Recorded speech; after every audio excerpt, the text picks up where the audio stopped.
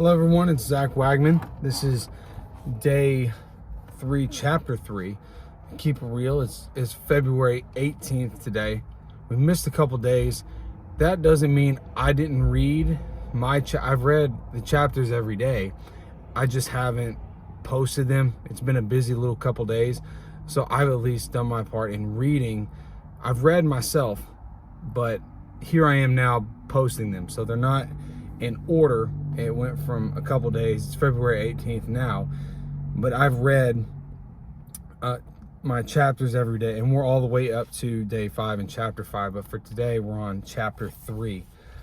So the fall, chapter 3. Now the serpent was more crafty than any other beast of the field that the Lord God had made. He said to the woman, "Did God actually say you shall not eat you shall not eat of any tree in the garden?" And the woman said to the serpent, "We may eat of the fruit of the trees in the garden, but God said, you shall not eat of the fruit of the tree that is in the midst of the garden, neither shall you touch it, lest you die." But the serpent said to the woman, "You will not surely die, for God knows that when you eat of it, your eyes will be opened, and you will be like God, knowing good and evil." So when the woman saw that the tree was good for food, and that it was a delight to the eyes, and that the tree was to be desired to make one wise, she took of its fruit and ate. She also gave some to her husband, who was with her, and he ate. Then the eyes of both were open, and they knew that they were naked, and they sewed fig leaves together, and made themselves loincloths. And they heard of the sound of the Lord God walking in the garden in the cool of the day, and the man and his wife hid themselves from the presence of the Lord God among the trees of the garden. But the Lord God called to the man and said to him, "Where are you?" And he said, "I heard the sound of you in the garden, and I was afraid because I was naked, and I hid myself." He said, "Who told you that you were naked?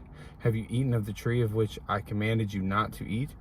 The man said, "The woman whom you gave to be with me, she gave me the fruit of the tree, and I ate." Then the Lord God said to the woman, "What is that you have done?"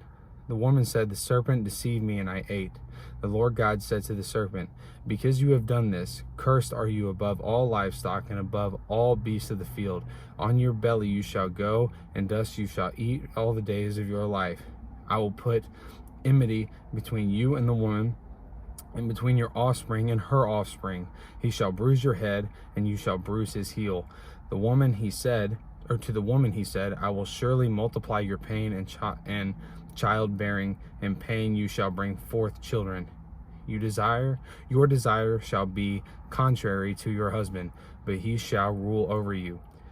And to Adam he said, "Because you have listened to the voice of your wife, and you have eaten of the tree of which I commanded you, you shall not eat of it.